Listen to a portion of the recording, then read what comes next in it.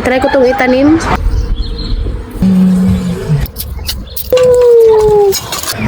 Dala-dala pag bunal, yan mong bunalan ang baka. Magandang umaga po sa inyong lahat. Yan, hindi pa rin nawawala yung tubig dito. Siyempre, araw-araw po yan, tinanggalan ng tubig. Oo nga pala, 14 degrees ngayon. No kiss, oy, not allowed to kiss guys, dirty man na. Mommy, I thought this is a chicken. She's out because she's a hen.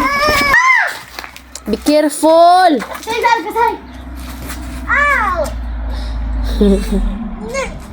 Look, they are here. Oh. Slow down. Nandito na yung mga biyanan ko. Hindi ko alam kung saan yan sila galing. Doon yata sa kabilang bahay. Pero ngayon guys, grabe, sobrang ganda ng bulaklak sa labas. Kita nyo ba yan? Yan.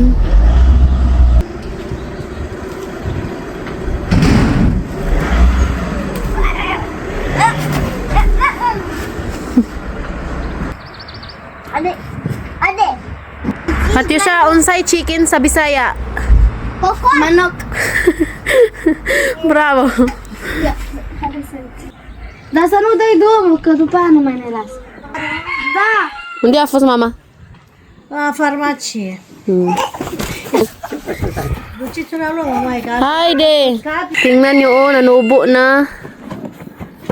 Doon talaga sa garden. Ang daming dandelions nanubo doon.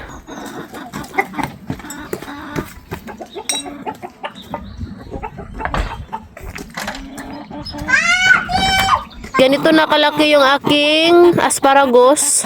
Ayan, oh. Yung iba nabali kay palaging naapakan la ni Edie at saka ni Katyusha. Bigay ito na Ate Marjeline. May remembrance ako ni Ate Marjeline. Thank you so much, Ate Marj. Grabe yung dandelion dito.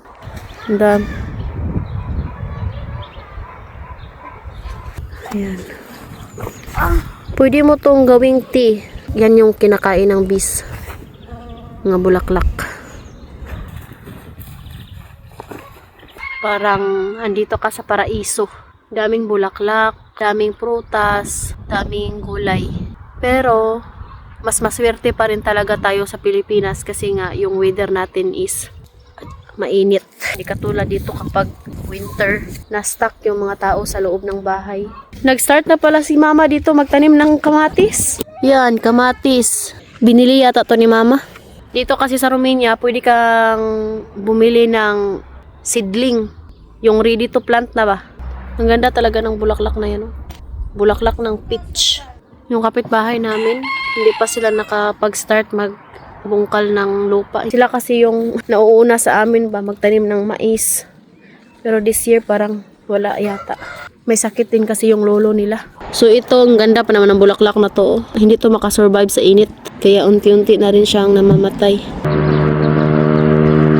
Ito pala yung weather this week. Ayan o. Medyo okay na.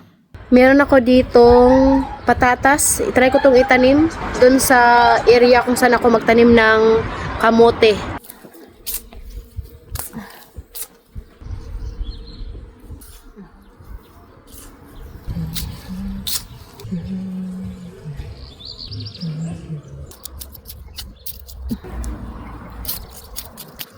Dito.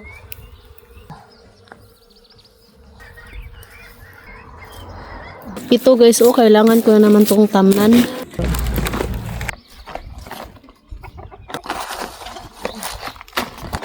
Da! Naghintay na yung mga manok, oh, bigyan ng damo. Bigyan din natin sila. Sobrang daming dandelions yung anubo dito sa aming bakuran, eh. Ayan, tingnan niyo yung mga manok. Ito yung paborito nila, sagbot.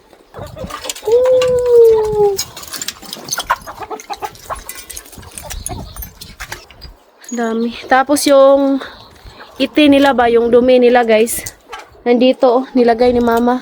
Maganda din yan pang pataba ba sa ating mga gulay.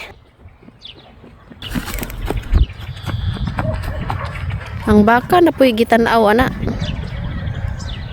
Awa, rago ni humbianan, guys. Kaya mabilis na magkasakit kasi nga walang jacket oh. Feel at summer. Dala-dala pag bunal, kaya mo bunalan ang baka. Muli sa mukha ni Biara. Kahit hindi nakapasok yung baka, dadala ang bunal. No! Sobrang daming dandelions na. Ganda. Mama, ano yung frig?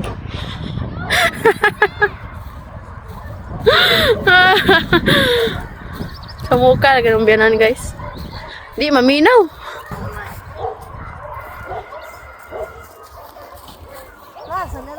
Paradise. Moo!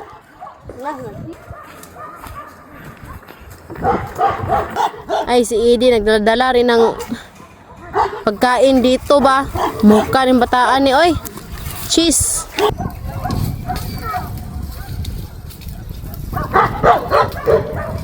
Mommy, look at that!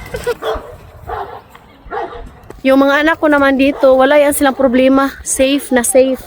Kaya yung gate naka-close. Ang ganda ng bulaklak na to. Oh.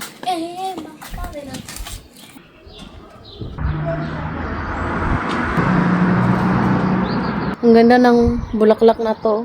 Parang ano siya, tulips. Andito na si Habi.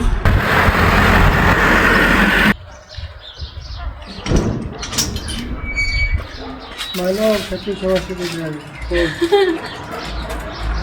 At least ayaw.